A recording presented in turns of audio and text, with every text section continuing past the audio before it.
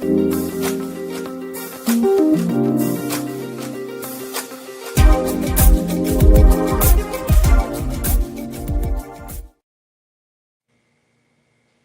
Wednesday, winners. It's our favorite day of the week, and you're now tuned in to another episode of Talk It Out by Ladies in Motion, where we shine light on women that's winning in the local community.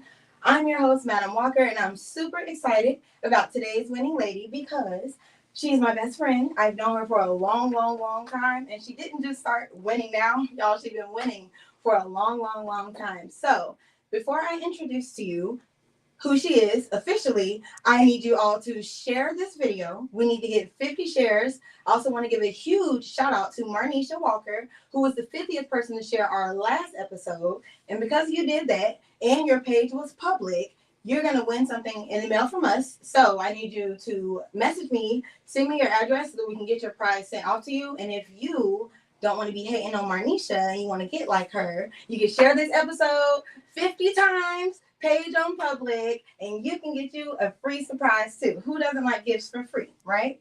So share. I definitely know somebody's going to benefit from today's episode. Someone's going to be inspired and their life will be elevated after today's episode. My girl is going to be dropping gems. So I'm super excited for y'all to just, hear the rest of this episode. So share. Again, the share goal is 50. Congratulations, Marnisha. And just share again if you want to be a part of the winning team. So, Lay, are you excited? So excited. Thank you so much for coming all the way from Florida to Atlanta, Georgia, y'all. Standing on business about her business. She was willing to make the drive to, promote herself and what she has going on. She just reached her year in business, right? Congratulations to my girl. So super excited to have you. I will get so excited and talk so much. So thank you for coming. No problem. Thank you. Do you have anybody you'd like to shout out? I always start our episodes with a shout out. Any business partners, mentors, business coaches, family, anything like that before we get started? So first and foremost, I would like to shout out God, who's number one in my life. After God, I would like to shout out my family, my mom, dad, sisters, everybody who's been there for me along the way. And of course, my new family, which are my mentors, my business mentors. I wouldn't be here without you. Thank you so much, Lay. Mm-hmm. And then I don't have anyone really to shout out this week. I just want y'all to share this episode because this is going to be probably my favorite to date, okay? So, Lay, thank you, first of all, who, again, I mentioned she's been my best friend, but you also have been very supportive of Ladies in Motion and this whole movement since I started it from the very beginning. And that was way back then. My girl was in nursing school then, but you just always been as involved as you could, amidst your busy schedule. So thank you. You're welcome. And I always start these interviews just getting to know. I know a lot about you, but allowing my audience to get to know the guests so they can see who their potential business partner is or someone that they're going to be supporting. So for the people that don't know, just tell us a little bit about yourself. Where are you from? Where did you grow up? Kind of what was young Alicia like before she was this woman that's winning today. Describe that for us. So, as you said, my name is Alicia, and as you can hear, she calls me Lay a lot. That is my nickname, Lay. I am from Florida. I'm from Polk County, Florida, Bartow, Florida.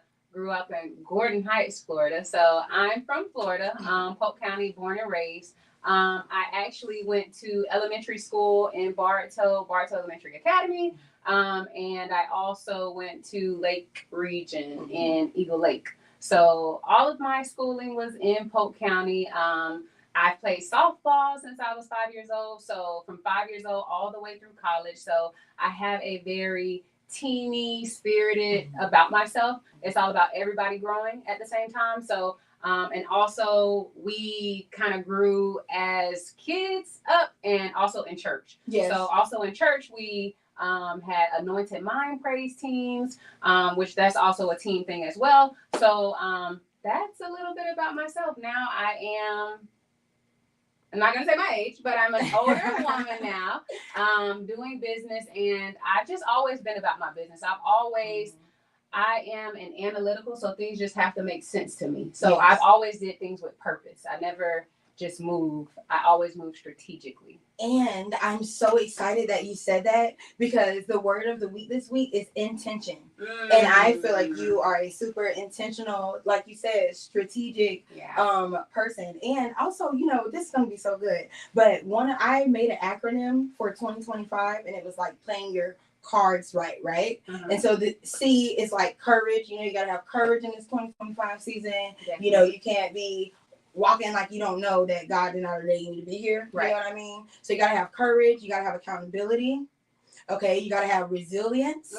Okay. You got to be able to discern in this season. And then the S was something that you kind of said was strategize, but stick to the plan. You got to strategize and stick to the plan. Because a lot of times, sometimes we have a plan, but we so fickle in our plan, we lose track so easy. All the time, oh look, a bug, you know, Exactly. oh a fish, you know what I mean? Exactly. And you can just get knocked off your pivot that easy. So I'm super glad that you said that, and I wanted to talk about that because I know you to be an intentional person. So we graduated in 2010 from Lake Region. And I remember like growing up as kids, Lay always said, I'm going to grow up and be a lawyer. I'm going to be an attorney. Do you remember that? Yes. I remember you saying that. But I remember right before graduating high school, you being like, you know what? I know I always said I'm going to go for this, but I've been doing a lot of thought and research. And I remember you telling me that you were going to be a nurse. And to see you now way past that as a travel nurse practitioner, it truly is like a blessing to see. It's super inspiring. So I want to talk about that. You know, I always like to ask, was this where you seen yourself when you made that decision to be a nurse? Or like, did you always say, I'm going to get to the point where I can be, you know, a nurse practitioner, or I just want to settle as an RN, and that was the plan? You weren't even thinking that big. Like, what was your early thoughts around even making that decision? Well, I would say because I come from a sports background, I'm a very competitive person. So I always aim to reach the pinnacle of whatever I'm doing, the top of whatever I'm doing. So like I said at the beginning, my family is a major support system in my life. And my dad has always encouraged me. His saying is, keep your eye on the prize. So a lot of people, especially when you get in nursing anywhere, you can make a lot of money. There's CNAs, which are, I wouldn't say they're the beginning of nursing. They can make a lot of money. So some people, my dad always said, I don't want you to start there and love the money and not go where you really want to go. So I can say from the beginning, I always had my eye on get to the top, which was nurse practitioner. And now I'm even pursuing my doctorate as a nurse practitioner. So it'll be Dr. Alicia Miller Put by some the end of the respect year. on her name. I love that. Yes. So it's always been get to the top. And I just feel that just brings me joy, and it brings me joy to know I bring my parents joy. Yes. Yeah.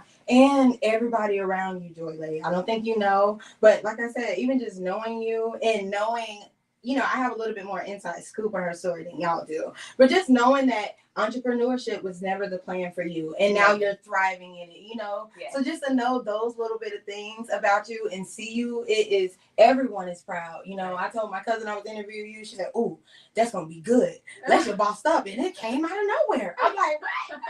So, you know, people see you and you are inspiring a whole lot of people, you know, just by you walking in your purpose of being, staying true to who you are, because this has always been you know. So I want to talk about just the early education pieces in the nursing program, because we got a lot to talk about. But I want to just talk about that. I remember you played softball. You mentioned that you played softball throughout college. Just tell us about your journey, because I tell a little people like how you went to school, and then you worked as like an LPN and yada yada yada, whatever that was. I don't want to put information out there. So you tell us about what your journey looked like leading up into you getting into nursing school and going through. Okay. So, like she said, we did graduate Lake Region 2010, class of 2010. So after 2010, I did go off to college on a softball scholarship. I went to Santa Fe College in Gainesville. So that was for 2 years. I got my Associates of Science. After that, when you're in school as an athlete, a student athlete, you have universities looking at you. So I went to Santa Fe, which is it's a community college, basically. So once you go to community college, now you got 4-year schools looking at you, university levels. So after that, they saw me playing softball, and they were like, "Hey, we want you at the university level, but your major is nursing, and we really can't fit that in with a student athlete. Like, you're going to have to travel to games and this and that, and then you're going to have to be at clinicals at hospitals. That this doesn't. So we need you to switch your major." And they were like, "You can do health sciences, it's still in the same." So me being young, I was like, and I wanted to play ball. I'm like, okay, cool, we can switch. And my dad was like, "No, you can't switch. Like, that's not what you went to school for. Playing ball is a plus, it's an add-on." Amen. You know, so my dad was like, "Well, if you can't do nursing, then we're just gonna come back home so you can get in the nursing program." So I went from Gainesville with my associates of science, moved back to Polk County. I tried to get in Polk State College, but their deadline hit. Okay. So the next best thing I did, I went back down to Bartow. There was a school there called Lusterall. Yeah, Lusterall. I did my home health there in like a week. I became a home health aide. I started working in houses with patients, things like that. And after that, I got into Ridge's LPN program.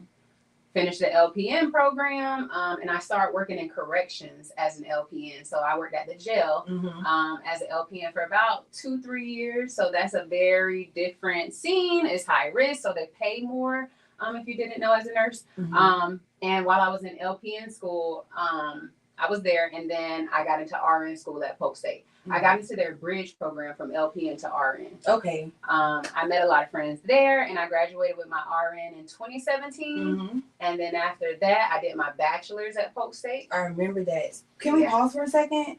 Because I love your story. So I actually didn't know that you were looking into playing more ball, but because you would have had to change your major, you know. So shout out to parents that are just involved in their children's life, which Laisha's dad is so great. I call him my Uncle Daddy growing up because he was like my uncle. He is, but he was like my dad, you know what I mean? So I'm not surprised that he told you that. So you said that you would have been like, okay, just so you can play ball. So I want to ask you, how was it for you to like give up? Because I always thought that about you, like, dang, Lay literally loves the game. Like, I know that about you, but you know, you've been so sticking to this plan that you've sacrificed, you know, what you love just because this is the main focus. But will you tell me what that was like early on, like before you was making that transition to go back home and do this? Like, were you saddened? Were you like, man, I don't know, I might want to change nursing? Or you did know that your dad was right, and so it was kind of easier for you to make that decision? Like, tell me just about your feelings around that. Well, I mean, I did know my dad was right. Okay. And it goes back to that saying, when people want to have their cake and eat it too. Like, I wanted to play ball and still be a nursing, but you know, you can't always have your cake and eat it too.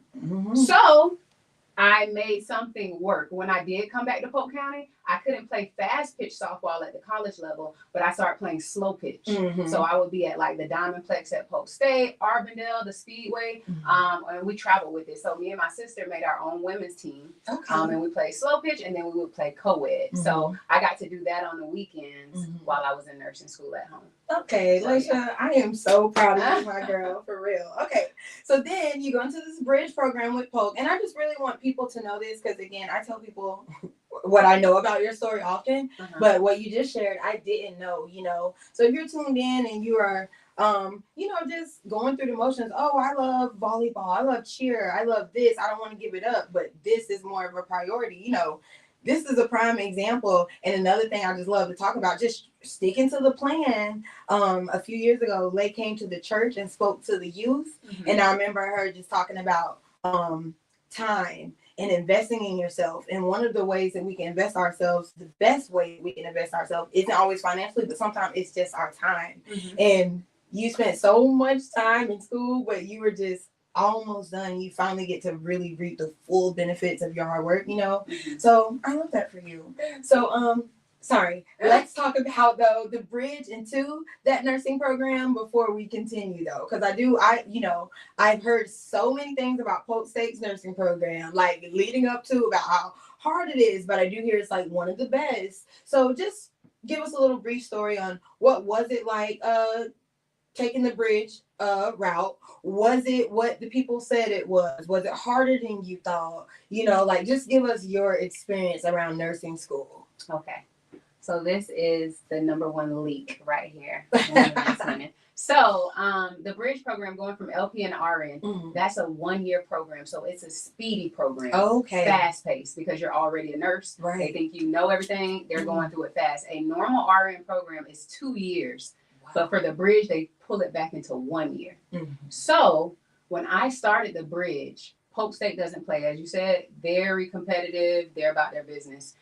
And it's very hard as a minority at Polk State. It's not a lot of minorities in that program. So when you do get accepted, it's kind of like, okay, you know. So fast paced, I'm trying to play co-ed ball. I'm still trying to do this and that. It came down to my last exam. I needed an 82 on the exam. I made an 81. Wow. So you had to start this program over.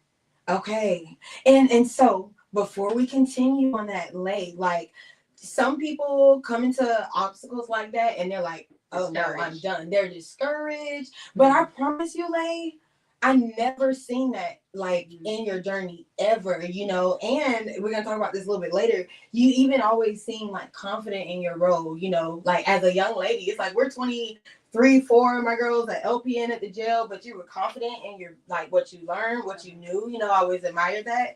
So just tell me about that, like not passing 1 point. 1 point. What emotions did you go through? Did you ever feel like maybe I should change? Maybe I can. Hey, health administration, you know, not looking too bad. Exactly. You know, tell me your thoughts during that process. So, I mean, when you know you're God's child, you know what you're capable of. And like you said on that CARDS acronym, accountability. So I held myself accountable. Like, did I do everything I could have to pass? No.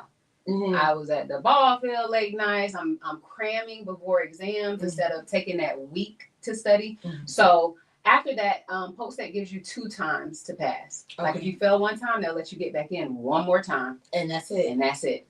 So I got back in 1 more time. And this time I was like, you know what? They gave me the option. You can either do the speedy route again, or you can get into our 2-year route as a normal student. I chose the normal student route. Good. I was like, let me just do slow and steady win the race, you know. So I did the 2-year route and passed. And again, I just love that for you too, because like you said, they gave you the option to do 1 or the 2, but slow and steady, it really does win the race. You know, you could have been like, no, I'm gonna do this again. Like it could have been a little pride thing, and who knows what would have happened, you know. So I love that. Yes. That you you know, took the 2 years. And then what the 2 years during that time, how did you feel like towards the end of that and you're about to take whatever exams you need to take? Did you feel like, oh yeah, I feel ready for this? Or was it still like a lot? Like tell me just what that was like and what you do towards the end to even prepare to, you know, study to be Alicia Miller RN, you know. Anybody in the world will tell you that nursing school is overwhelming. You don't have a life. You don't have friends. You barely have a boyfriend if you have that. They have to be very understanding of where you're going, and y'all got to be on the same page. So being in nursing school is very time consuming. You got to be very dedicated. You got to be very disciplined. Studying every day. That's what my life consisted of. I had study groups. I met one of my other great friends in nursing school. Her name's Monica. So we would do like study groups together. And just anything to get through it. So that just consisted of just keeping my head down, staying in the trenches until I came out to see the sun. But no, it didn't get easier. I just had more time to prepare because they stretched it out over the 2 years, but it was a lot. But yeah, when you're in a nursing program, you definitely got to have your head on right. So the stuff that you see on social media with nurses, it's the truth. It is the truth. It's nothing to play with. So let's talk about you finishing the program. You're studying for your boards. You passed on the first time. Tell me just about that experience and how you prepared to step into, you know, like a full-time role now as this licensed RN. You know, just tell me a little bit about that. And I want to ask you, did you feel confident going into that role because you did just go through this school and it's like, hey, I passed this? Or is it one of those things where like, oh no, it's a real arm. Oh, I'm freaking out. Or, you know, tell me what that was like and how you developed your confidence in this field, especially being young, you know, new in the game. Tell me about that experience. So I wasn't scared at all because I was an LPN for like 2-3 years prior. Mm-hmm. So I had a mass amount of 3 years of knowledge of passing medications, knowing side effects, knowing what to look for when something's going wrong, knowing vital signs, blood pressure, things. So when I got into my RN role, Mm-hmm. I was kind of already practicing that as an LPN. Now, like I said, I was in corrections. Mm-hmm. So when I became an RN, I left corrections and went to the hospital because I felt I was losing my skills in there. In the jail, you really just push meds. You just give out medication. Same thing every day. Same thing every day. So I left the corrections and I went to the hospital and started practicing there. But I felt pretty good. Of course, I was a new nurse, so that comes with being anxious. That comes with, not really learning the charting system that they use at hospitals, learning how to talk to a doctor. I used to be scared to talk to a doctor on the phone. Why? Because they just have so much a title, like so much power in there. And so it's like when you're scared to ask them a question because they're the top of the chain. Okay. Or if you don't hear them, you're scared to say, hey, repeat yourself, because some doctors don't have good bedside manner. They'll be like, you didn't hear me? Mm-hmm. And now it's a lot of new nurses that go cry and they say, this isn't a feel for me. Mm-hmm. I have tough skin, but it's still that uneasiness about it. But like I said, I had a great nursing mentor. She took me under her wing. She'd been a nurse for like 10 plus years. Her name is Shalonda. And I'm still good with her to this day. That's good. But she was amazing. She taught me how to have tough skin in the hospital, how to know my stuff. Being a minority, you need to know your stuff. Yeah. Because they already look at you as you're beneath anyways. So when you're knowledgeable and you can carry it out, they're like, I got to respect this one, So, yes, of course, I was nervous, but I got really acclimated quickly, and I did what I had to do. And did you ever have a moment, like, shout out to Monique Garside. She's a licensed mental health therapist. She was my guest last week, and she actually was going to school, like, thinking that she was going to get into the nursing program. She said she finished all her schooling and really just did what she needed to before she actually got in the program. And she said in the process of that, she just realized, like, man, I'm not really interested in this, like this isn't my lane. So I do want to ask you, like, did you ever have a moment like that where you, obviously this is your lane because you're still in it, but did you have a moment where you was like, oh, I don't know, maybe I don't like nursing as much, or this is kind of stressful more than I want to deal with? Like, did you ever have any like doubts once you were already in it? Just answer any of those questions. No, I never had any doubts. Like, that's amazing. As a woman, I'm just a natural nurturer. So I love to care for people. And that's like in my family. My dad's a fireman. Yeah. So, and he worked in a emergency room on the side, like with his EMS. So it just comes natural for me to care for people, blood and things like that. That comes natural. Like I said, he worked at the emergency room. So he would sometimes bring things home for me to work on him. And so, like, for example, he had like an abscess on his leg. He brought home a scalpel, like a cutting razor. Wow. And said, put lidocaine in this to numb it up and then scalpel it open, get all the stuff out, and then we'll be good. Yes. And I was excited to do that. So shout out to my dad. He's always, from softball from 5 years old till 21, had my back with that. Took me to my first college stop. The college coach called and said, hey, I need Alacia up here tomorrow. I want to see how she hits. If she can hit really good, I'll give her a full ride.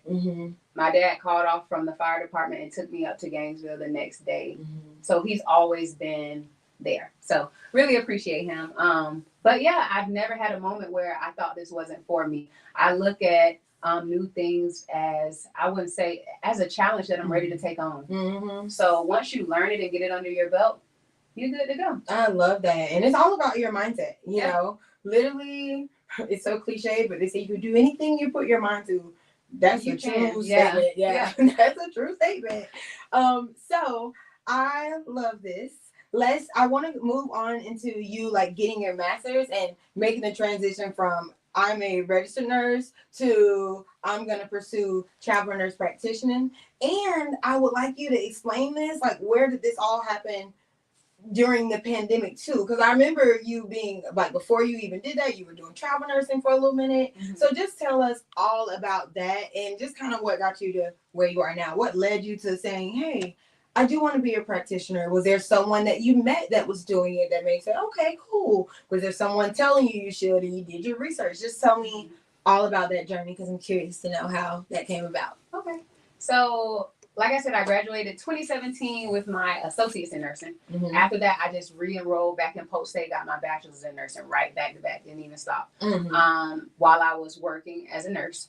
And then I moved to Orlando. I was working at Orlando Regional Medical Center, which is one of the number ones in the area for like a level 1 trauma unit. They can take the heaviest of the heaviest patient. And if you remember, like back then, the gay club in Orlando that got shot up, they had to take all those people. So they're a level 1 trauma center and a educational hospital. Okay. So I was great to be there, learned a lot, and that's where Shalonda was that taught me. Okay. Yeah. So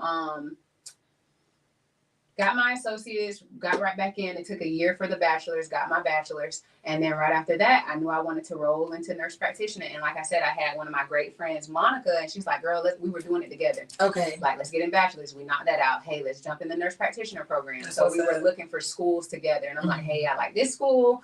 And we got in it together, running through it together like we did at Polk State. So, and yes, I was at Orlando Regional. About 2021 is when the pandemic happened. Monica, she encouraged me. She was like, hey, you need to come do travel nursing. I'm like, well, what about my 401k and this and that? You know, being all responsible. She was like, girl, you can make your 401k back in one shift with travel nursing. Like, we were making $10,000 a week, $40,000 a month. So many people came up in the pandemic. Yeah. But I left. Yes. The pandemic. The pandemic. Yeah. The pandemic. Yeah. So, yeah. And I went to Texas. I was in Texas for 4 months. At that time, when you're in a nurse practitioner program, it's 2 years. Your first year is more like academic based. It was like online classes. Okay. For the first year. So while I was in Texas working every day, I was working 6 days a week. They had us working in Texas. We were only off one day, and that was to wash your scrubs, get you some more food, and then you back to work. But even working 6 days a week, I was taking master's classes online for nurse practitioner. And then after that year passed where I had to do clinicals, which is meaning like going to shadow a doctor, I moved back and start shadowing different doctors and specialties and stuff like that. So it was a lot, but again, when you have your eye on the prize and you know what you want, it's mind over matter. So, and obviously, you said it was a lot. Do you felt like did you have a preconceived notion in your head of what it would be like? Like, was it? I just want to know if it was harder than you thought it would be, or it was like, okay, this ain't so bad. It's a lot, obviously, because it's nursing. It's the next level, but it's not that bad. And then to add another question on top of that. Again, did you go into your first nurse practitioner role confidently? Like, okay, I'm prepared, I'm equipped for this? Or is it like, oh man, this is next level, it's more pressure? You know, just tell me about that.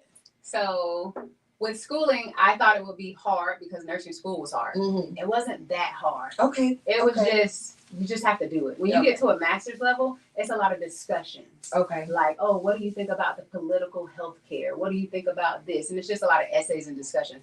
They do have some classes that get into the nitty gritty, like microbiology and chemistry and things like that, where you have to apply yourself. But, I mean, it was no harder than nursing school. That's good. But I knew I would have to buckle down. So I got through that, graduated. And my first role as a nurse practitioner was very scary. It was scarier than an RN. Really? Why so? It's because you have so much liability on you now. So as a nurse, I take the orders. The doctor says, hey, give her Tylenol.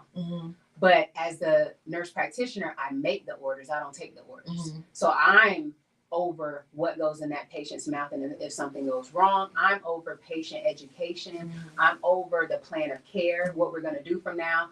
So jumping into that role to where I call the shots was like, yeah.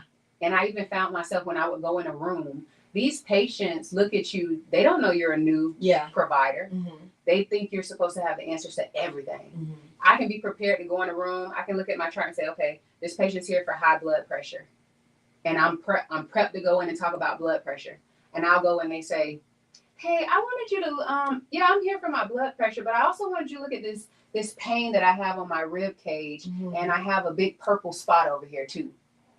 now my will has to go to thinking like, what can that be? You got to be prepared. Yes. What diagnosis could this be? What kind of lab work would I order? What kind of medicine?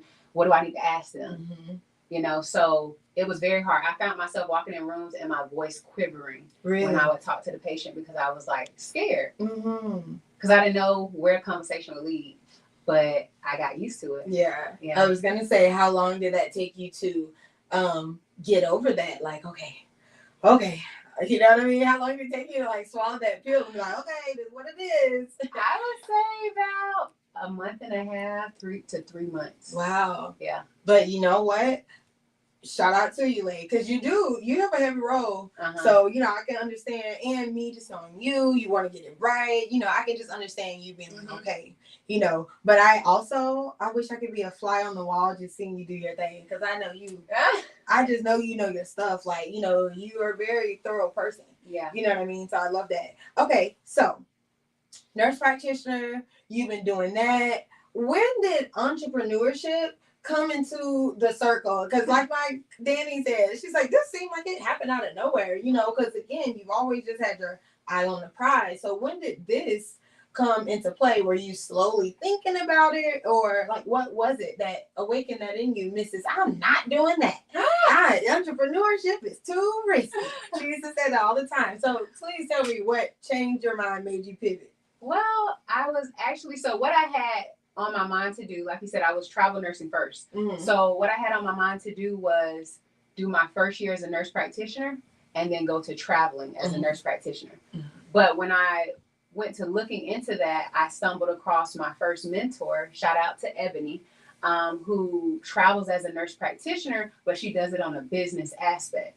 So instead of like getting a contract from an agency and just going to work for them and they're paying you W-2 through them, you can actually create yourself as a business. And then when you travel, they contract your business and pay your business, and then your business pays you. Yeah. So it's called 1099 contract, and they just pay your business instead of you doing W-2, which is a great tax write-off. It benefits you in so many different ways.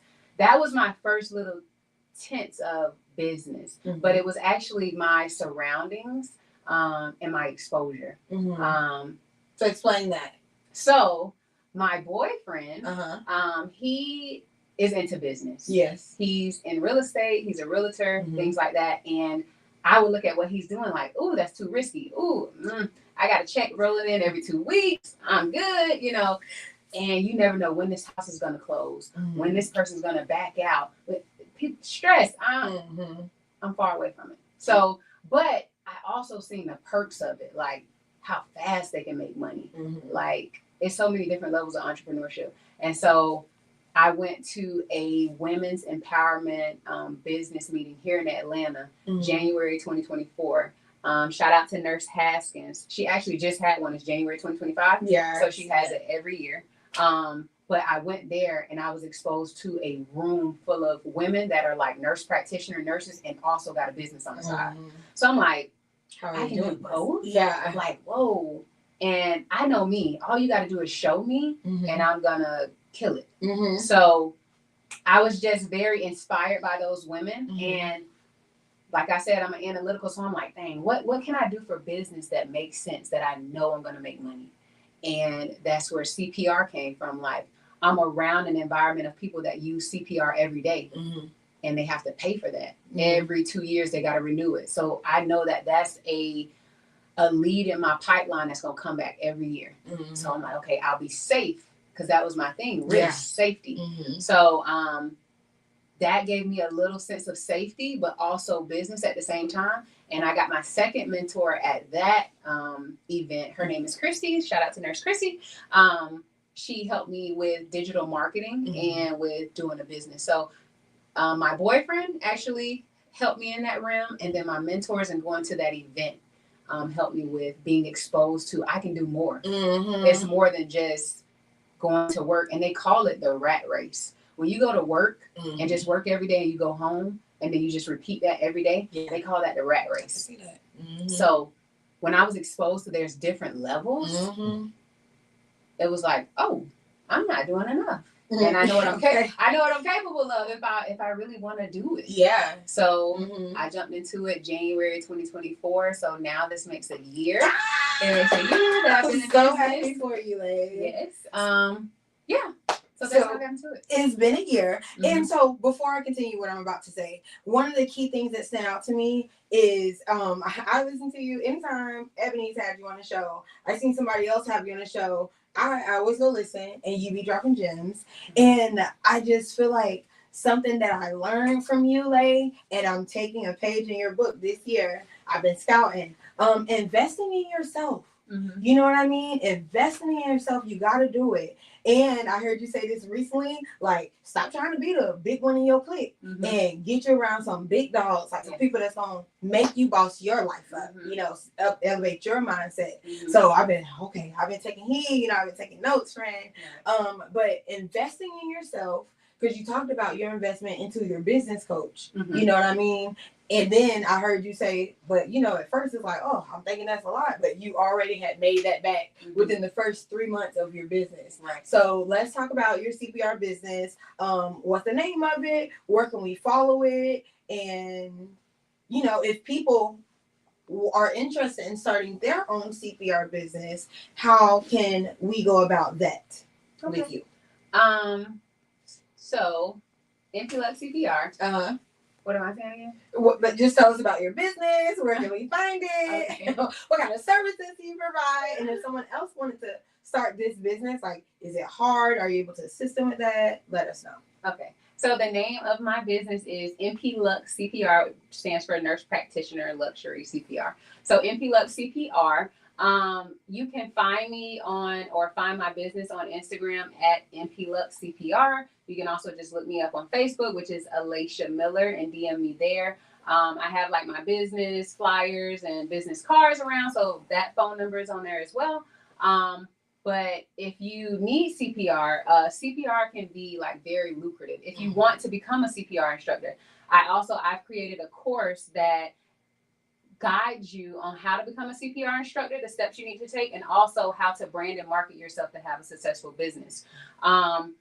With CPR, it's very lucrative because you can get into any field. And people don't know the amount of people that use CPR, like whether that's a security guard, whether that's lifeguards, whether that's daycares, nursing, healthcare isn't the only realm. You got dentist offices. They need to know, they put you under to pull your wisdom teeth out. So what if you don't come back? They need to know what to do from there. Also, construction workers that work around electricity, they get zapped, they go out, they have to do CPR. So it's everybody in the world almost. Everybody in the world. And restaurant industry. You know, somebody chokes. I remember they would come in, they would serve safe, certify us, and you get a CPR certification right then and there. They have someone come in and get everybody, because you never know, someone can choke. So yeah. So when you're looking to get into business, you always want to look at who is my target audience, and what we call like, who's my avatar? Where's my avatar? And am I exposed to that a lot? And is that going to be easy for me to market to them? So when I think about my target audience, I target healthcare professionals. I have a friend, she targets like construction workers and things like that. But so when I do that, I'm thinking of, where is my target audience? I know a lot of nurses like to be at Starbucks. I know they like to be at Panera Bread studying. I know they're at the hospital, of course. So I do a lot of my branding and marketing there. Also like social media groups, nurses, things like that, travel nursing groups. Yeah. I know they need their CPR. So if you're interested in becoming a CPR instructor, please DM me. And if you need your CPR recertified, please DM me. But yeah, that's how that came about. And was it easier than you thought it would be? Is it less riskier than you thought it would be? Like, now since you're in it now and you're doing it, I could assume you have no regrets, but you know, is it easier than you thought? I mean, I would say it's easier than I thought, but I still have that thing where you don't have the consistency. Okay. So your consistency comes back into how much you invest in your business. People just look at making money, but when you make that money, you really got to pour it back into your business for the next level. So how much I make is based off accountability, how much I market myself, how many times I post about what I do. Did I put my business on Google search? So when they search CPR, mom pops up in the area. Did I register myself with my city so that when county schools and things like that look us up, my business pops up? So you have to be strategical in how you're doing to get to your person. But I wouldn't say it was hard because I did have a mentor that helped me guide me through it. But yeah, now that I know the basics from her, it's easy for me to scale and it's hard for me to go back to not knowing. But with my business, with this second business, I made a whole nother salary. Like the baseline salary now is like what, $40,000-$50,000 a year. I made that with my side hustle. With your CPR business. With my CPR business. And that's not even including what I make as a nurse practitioner. Exactly, right? So why not? So I want to just talk about a little bit of numbers because I just want to inspire those who listen. Listen, I heard my best friend talk numbers once and my mindset has been bossed up. Okay, I'm telling you. We thriving in 2025, okay? So like you said, from your side business, you've already made like the base, like what the average person in like America makes, like 40,000. So I heard you say this was about 6 months into the year last year, and I heard you say like I've already doubled my income as a nurse practitioner. You know, by contracting myself, you know what I mean? You had doubled that already. It only been 6 months. I'm like, oh, well, she's going to be triple that, you know, by the time the year ends. So just, you know, I just want you to, you don't got to, like I say, tell too much, but I just want you to talk about that because that's mind blowing to hear, especially where we come from. We don't see that often, you know what I mean? I remember when you even told me that you were going to be an RN and you saying, I literally remember you saying nurses make about 50 to 55,000, and that's pretty good money. I remember you saying that, you know what I mean? So I just want to hear,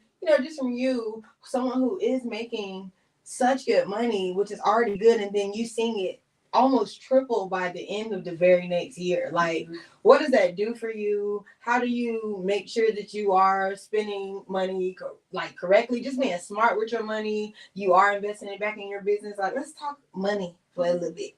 Yeah, it's money. Let's talk money. So, like I said at the beginning, I am an analytical, so I do everything with purpose. It got to make sense. Intention. It has to make sense. So, yeah, the salary like quadrupled from an RN.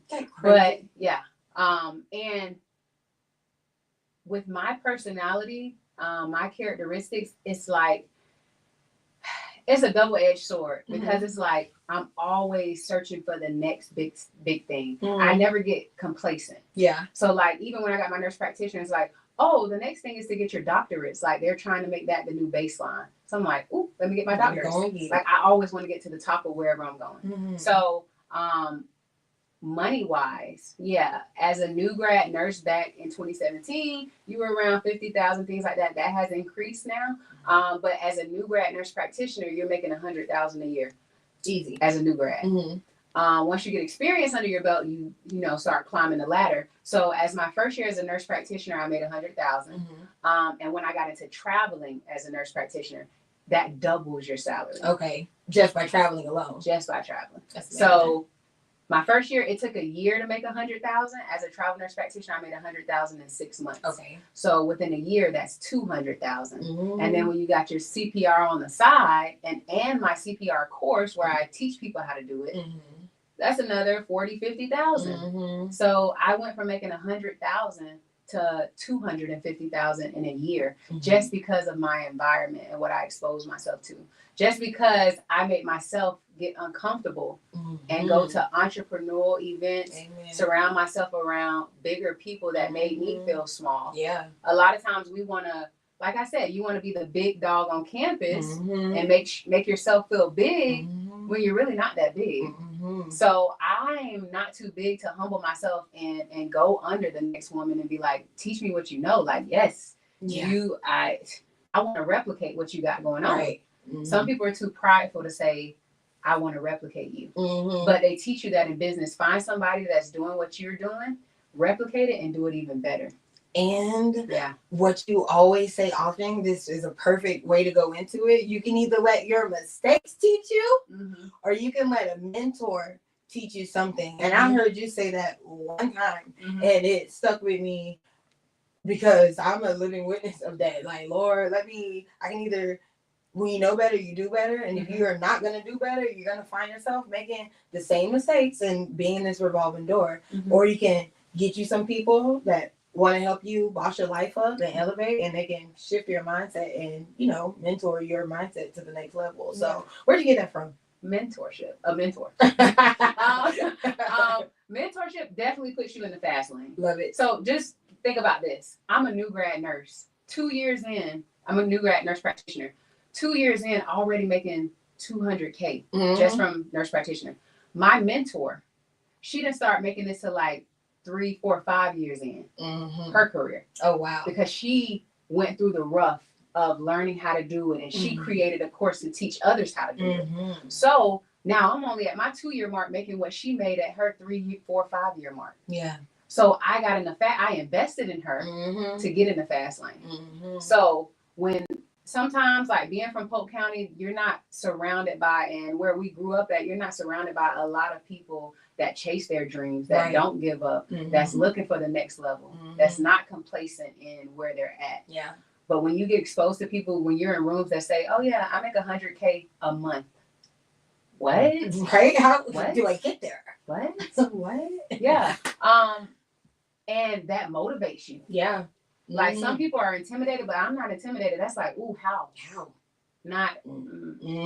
Yeah. So I think honestly, for everybody, exposing yourself to higher level people will definitely put your mindset on another level. Like you said, I'm like, ooh, 55,000 until I got exposed to 100, and then after that, I got exposed to 200, and it's just like it's endless to what I can do with the foundation that I have just because of investing in a mentor. Amen. So, yeah. How can we stay in contact with you? Where can we find you? You already said it once, but I want you to say it again. And I just want to know, like, if your three words for almost Dr. Miller. I can't wait to say that officially, But 3 words for 2025. 3 words that you're standing on and that you are going to walk by for 2025. I would love to hear them. What that is too. Think about it. Yeah, just think about it real quick. Let me marinate. Everyone is tuned in. I just want to thank you for tuning in. I need you to share this episode. This episode is gonna bless somebody's life. I'm telling you. My girl dropped gems. She left a real. If you are tuned into this and you don't end with this motivated or inspired to just do better or reach the peak of your potential, then that's on you. My girl Milton told me, listen, if you ain't doing this in 2025, that's on you.